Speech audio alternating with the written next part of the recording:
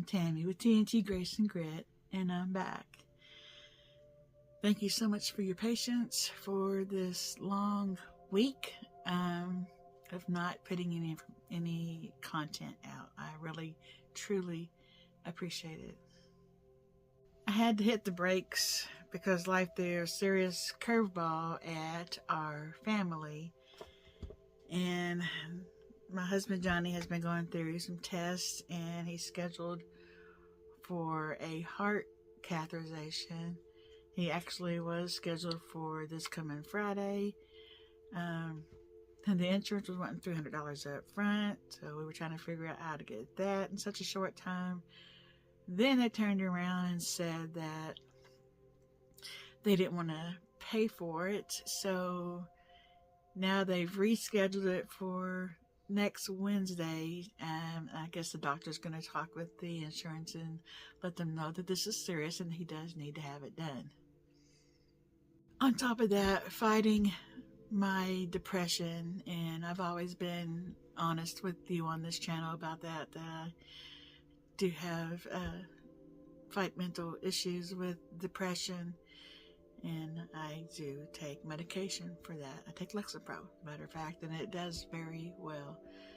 The main side effect I have with that is that it won't let me cry, which in a way I guess is a good thing, but in another way it's not, because sometimes you just need to release and you can't. So it's good and it's bad, but other than that, it actually has controlled a lot of other things. So I appreciate that I do at least have that. I'm sorry that this video probably seems a little bit heavy, and I apologize for that. But I do want to always be honest for mental health awareness, and I want everyone to be able to be honest here on my platform. So we take it serious, and I am someone that you can reach out to if you need to talk. Don't worry about weighing me down. That's what people do. They say, well, I don't want to weigh you down because I know you fought it too. But for me to be able to help someone else helps me too at the same time. So don't worry about that.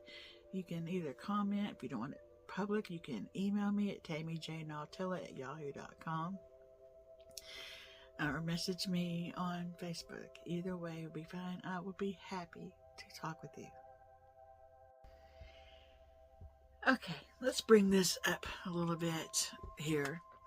What this experience has actually taught me, reminded me, however you want to look at it.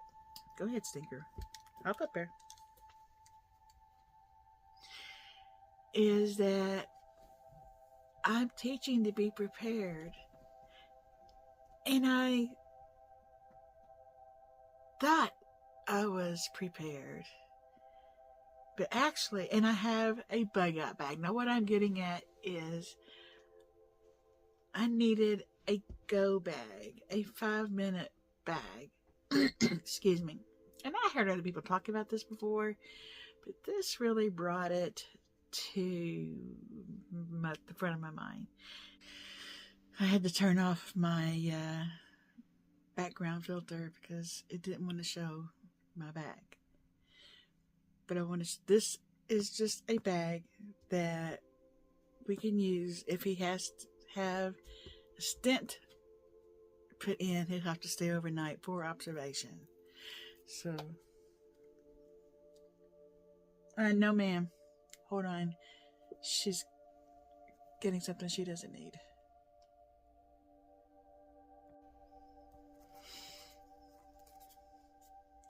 Why do the dogs want to chew on these? Okay, I'm going to explain to you what this has on the front of it, and then I'm going to set it down because it's heavy. I have my mace, I have my personal alarm, and I have my whistle. This also has a flashlight on the end of it, so I have all I need on the front. Because of the having to go out to the parking garage where it's dark, hopefully I won't have to park in the parking garage. Hopefully we can park out front in the handicap. He does have a handicap placard. So hopefully we can park close so I won't have to go to the garage. However, just going to the car out in the dark in the middle of the night, or even down the hallway in the hospital, you never know who's lurking in corners. So it's always good at least to have this with you in the hospital, the personal alarm. So, I'm back with the filter on. I just like it. I think it gives you more focus on the person that's speaking. So that is my hospital prep bag. And hospitals are usually cold and loud and uncomfortable. So I have packed a few things in there for me to keep me and him comfortable. So I have my list here. So I have my Tech Lifeline, which is the longest phone charger that we own for both of us, plus a charging block for both of us, and a backup, 2 backups I have of the power banks, just in case. And then that way, you know, we can either play games or just scroll videos. Like, he likes to scroll the videos, the shorts, whatever. So it kind of just, hey! Dog bite. Happens occasionally when he gets tired. When he wants to play with her, it's okay. But when he's tired, he don't want to, then he gets grumpy. He's 9 and she's 2. Anyway, be a good boy. Alright, so some comfort essentials that I packed in my hospital comfy bag. I packed a full change of clothes, very comfy and warm clothes, like leggings, a shirt, underwear, bra, you know, all that good stuff. And I also packed him clean clothes too. I'm old school and I like to write things down. It helps my brain to remember things. So, let's see. So, I showed you the items I have on the front of my bag. So, when I'm walking out to the car, that I have something to keep me safe. So, checking my notes to make sure I have everything on here. And then I want to have, after we get this out of the way, then I want to discuss a few things. Also, if you do get pepper spray, make sure it is legal in your area. Check with your law enforcement to make sure that it's legal for you to have pepper spray in your area, because in some places it's not. My biggest tip, and I mentioned it kind of earlier, but when you are walking out to your car, have your keys in your hand so that you are prepared and you're not fumbling around and looking for your keys or looking at your phone when you're walking to your vehicle. Kind of look around, have your head on a pivot, and just be aware of your situation. And my main thing that I like to do is when you have that key in your hand, to have where the, not the pepper spray, but the alarm. Because I have the kind that when you pull it, as soon as you pull it, it makes a noise. So have it to where all you gotta do is stretch it down and it screams. Just be careful. Be aware. You don't have to be a scaredy cat. I'm not telling you or asking you to be a scaredy cat. I'm just telling you to please be aware of your situation and of your area. Okay. So my call to action on this video is, what would you add to your bag? Now, I do have the essentials in mine. I have the deodorant, the toothbrush, the toothpaste. I have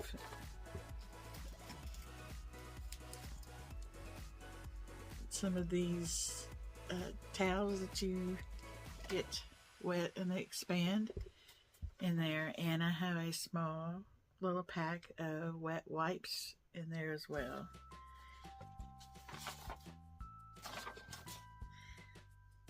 I'm probably boring you. I'm so sorry, but these are things that I want you to know, okay? So, If you found this helpful, of course, please like it, subscribe, share, all those good things. And tell me in the comment what is one comfort item that you would pack in a hospital overnight or 2-bag. Another thing that I did was, since I am also an AVA representative, I labeled a bunch of books up, and I don't think you're going to be able to see them, so that I can hand them out as well. I'm going to put a few pieces of candy in these little bags and tape it to the front of them, because people are more apt to take your books if you hand them something sweet to sweeten them up with. So, and I always have my links down below for that as well, and my Cash App or anything, for if you ever feel so inclined as to give me a tip. That is all that I have for now. I thank you so much for being patient with me. I thank you for understanding that I have to take a break sometimes for my depression and to take care of family first. I will keep you updated on Johnny's medical condition as well, and let you know what we're doing about that. And for now, I guess that's all I have to say, except for to remind you to always be you. People, I love you. Bye for now.